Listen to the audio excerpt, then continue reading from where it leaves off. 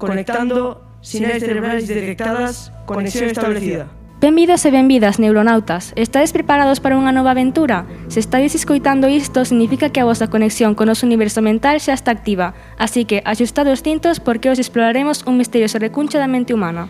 O noso destiño, o trastorno de estrés postraumático, un labirinto da mente onde os recordos poden converterse en sombras que custa deixar atrás. Pero tranquilos, porque non viaxamos sós. Hoxe temos connosco un equipo de expertos que nos guiarán nesta misión. Imos comezar a nosa viaxe cunha pregunta. Que pasa cando un recordo deixe de ser só un recordo? Que pasa cando a mente e o corpo reviven unha e outra vez un recordo que xa pasou, pero que nunca marcha?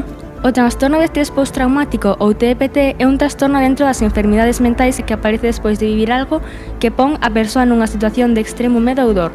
Imagina estar no medio dun accidente, vivir unha agresión ou mesmo experimentar unha guerra. A mente pode quedar conxelada naquele momento como se todo seguise pasando. E non se trata só de sentirse mal un día ou outro. Son recordos que volven sen aviso, pesadelos, e esa sensación constante de perigo que nunca parece marchar. Estes recordos intensos, coñecidos como flashbacks, poden aparecer anos despois dun trauma, e moitas veces as persoas que o viven non saben nin por onde empezar ou que facer para sair de todo isto. Para entendelo mellor, temos connosco a Lucía del Río, unha psiquiatra experta en saúde mental. Benvida, Lucía.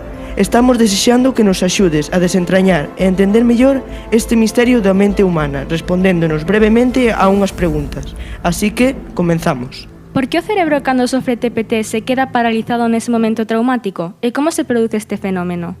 As persoas temos uns mecanismos para digerir as experiencias traumáticas que nos suceden e por eso, a pesar de que estemos expostos a situacións duras na vida, habitualmente non nos traumatizamos.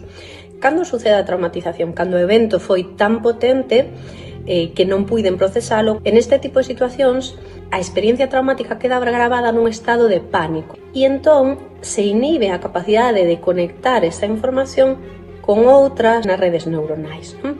Por exemplo, se eu me queimo con un radiador, o que sucede é que inmediatamente a mí me veñan recordos de outras veces que me queimei e digo, ai, ten cuidado, non toques aí, que xa sabes o que che pasou outras veces. Pero tamén me veñen informacións positivas, é dicir, estate tranquila, podes tocar perfectamente esta silla ou podes tocar perfectamente este vestido, que isto non queima.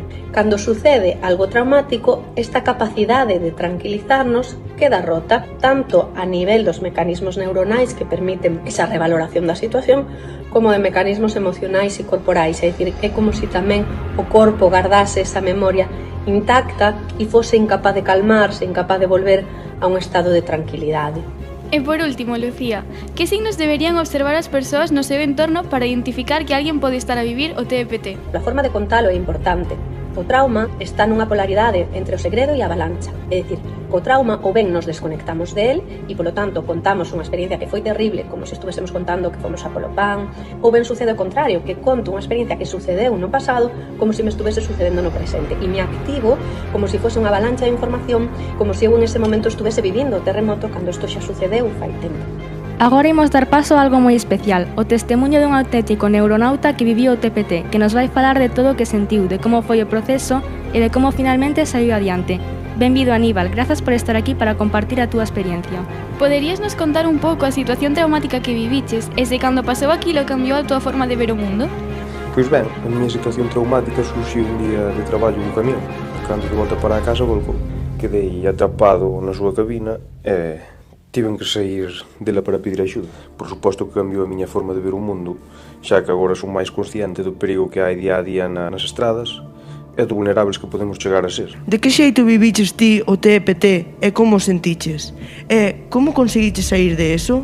Esta situación traumática fíxome sentir medo. Despertaba moitas veces na noite nervioso, tiña pesadelos co accidente, cheguei a pensar en non querer volver a traballar con algo relacionado con conducir. Conseguín sair gracias á axuda da miña familia e perdendo o medo.